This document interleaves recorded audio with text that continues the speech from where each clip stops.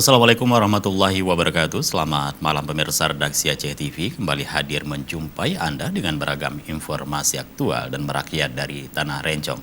Untuk edisi lembaran kerja hari ini Senin 10 Agustus 2020 bersama saya Jufrizal, inilah laporan selengkapnya.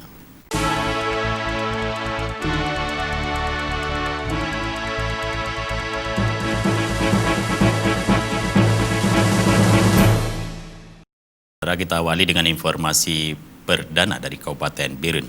Pemirsa, akibat disambar api saat hendak membakar ikan, sebuah rumah berkonstruksi permanen di desa Pantai Piu, Kecamatan Pesangan, Kabupaten Biren terbakar.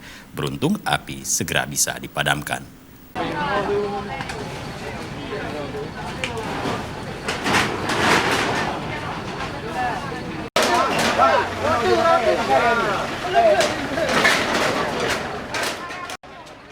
Sebuah rumah milik Rosliani di desa Pantai Piu, Kecamatan Pesangan, Kabupaten Biren, hangus terbakar Minggu pagi kemarin.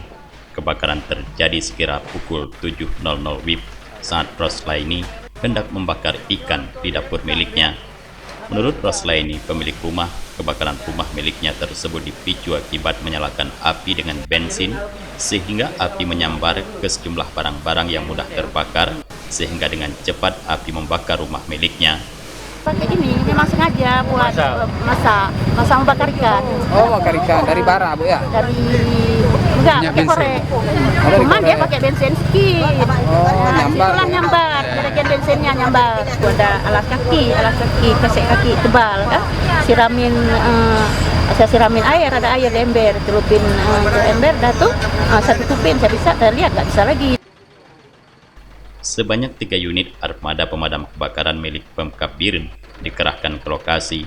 Beruntung api berhasil dipadamkan secepatnya sehingga kebakaran hanya menghanguskan bahagian dapur. Tidak ada korban jiwa dalam insiden tersebut, namun kerugian material diperkirakan mencapai puluhan juta rupiah. Dari Biren, Tim Liputan Aceh TV melaporkan.